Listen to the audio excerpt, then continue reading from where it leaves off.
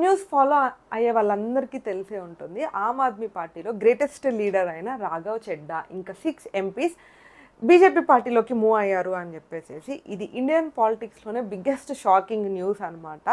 ఇది ఒక just normal political Muvva లేకపోతే ఇంకా ఏమన్నా ఇంపాక్ట్ ఉంటుందా? ఈ మూవ్ ఆమ్ ఆద్మీ పార్టీకి చాలా పెద్ద దెబ్బలాగా ఉంటుందా లేదా నార్మల్గానే ఉంటుందా ఏంటి అని చెప్పేసి ఇలాంటి విషయాలన్నీ ఈ వీడియోలో డీటెయిల్డ్గా మాట్లాడుకుందాం. Hello everyone, welcome to my channel Mounika Rajesh blogs. First మనం ఈ రాఘవ్ చెడ్డా ఎవరు, అసలు ఎందుకు అంత ఇంపార్టెంట్ అని చూద్దాం అనమాట. ఆమ్ ఆద్మీ పార్టీలో రాఘవ్ చంద్ర చాలా గ్రేటెస్ట్ అండ్ యంగెస్ట్ లీడర్ అన్నమాట.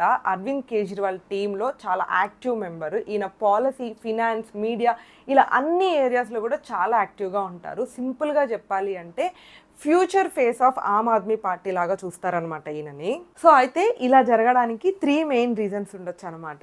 ఏంటంటే ఫస్ట్ వచ్చేసేసి పొలిటికల్ సర్వైవల్ అనమాట.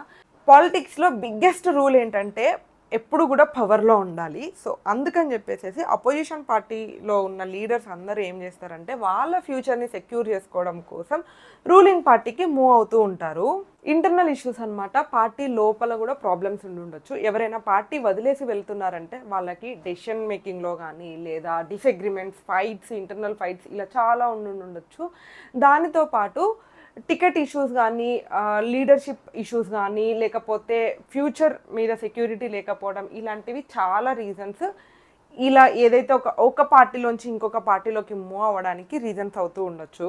ప్రెషర్ లేదా స్ట్రాటజీ రెండిట్లో ఏదైనా అయి ఉండొచ్చు కూడా. ఇండియన్ పాలిటిక్స్లో ఏం జరుగుతుందంటే చాలాసార్లు ప్రెషర్తో కూడిన పాలిటిక్స్ ఉంటూ ఉంటాయి అన్నమాట.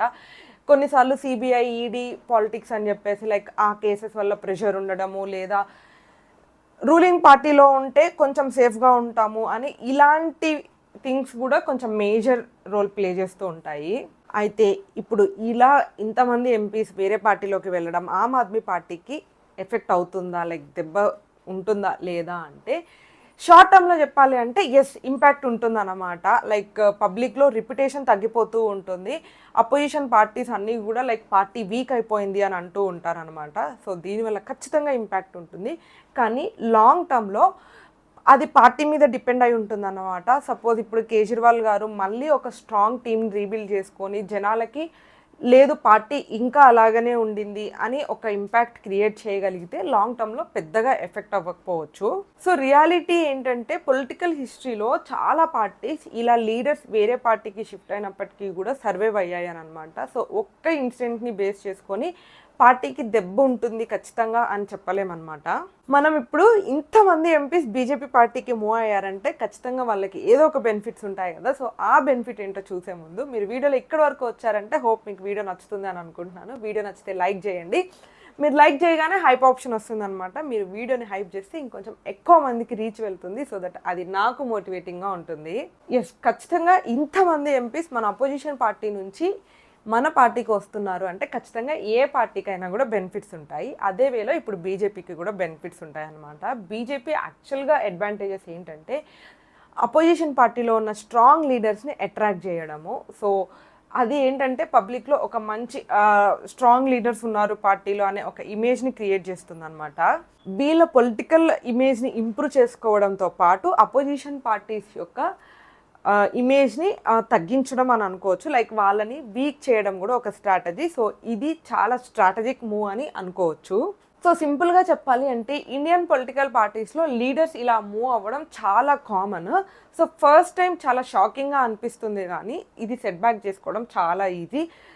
పార్టీ ఎప్పుడు కూడా స్ట్రాంగ్ లీడర్షిప్ మీద డిపెండ్ అయి ఉంటుంది. సో ఇప్పుడు కూడా ఆమ్ ఆద్మీ పార్టీ ఆ లీడర్షిప్ని జనాలకి చూపిస్తే ఈజీగా మళ్ళీ రీబిల్డ్ చేసుకోవచ్చు పార్టీని.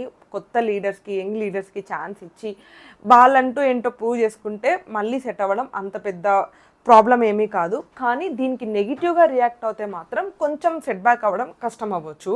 సో యా, పాలిటిక్స్లో పర్మనెంట్ ఫ్రెండ్స్ అండ్ ఎనిమీస్ ఉండాలన్నమాట. ఓన్లీ ఇంట్రెస్ట్ ఉంటాయి, ఎవరికి నచ్చినట్టు వాళ్ళు మూవ్ అవుతూ ఉంటారు. అది చాలా కామన్. ఇప్పుడు ఈ మూమెంట్ లైక్ అంత strongest leader and 6 MPs move అవ్వడం అనేది చాలా షాకింగ్ న్యూసే. దీని మీద మీ ఒపీనియన్ ఏంటో కమెంట్ చేయండి. వీడియో నచ్చితే లైక్ చేయండి. ఎవరికైనా యూజ్ అవుతుంది అని అనిపిస్తే షేర్ చేయండి. Don't forget to subscribe. Thank you for watching till the end.